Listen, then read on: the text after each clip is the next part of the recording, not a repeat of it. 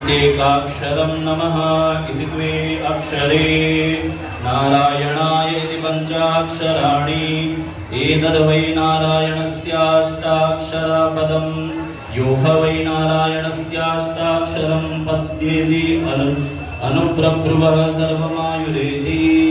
श्रीलक्ष्मीनारायणाभ्यां नमः। धूपं दीपं दर्शयामि। धूपदीपान्ते आत्मनीयं जलं समर्पयामि।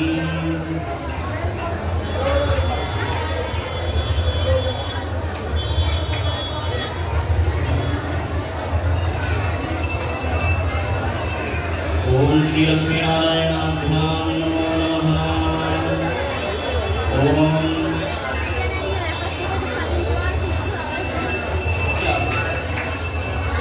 ओम श्री वेंकटेशाय नमः। ओम श्री निवासाय नमः। ओम लक्ष्मीपतये नमः। ओम अनामयाय नमः।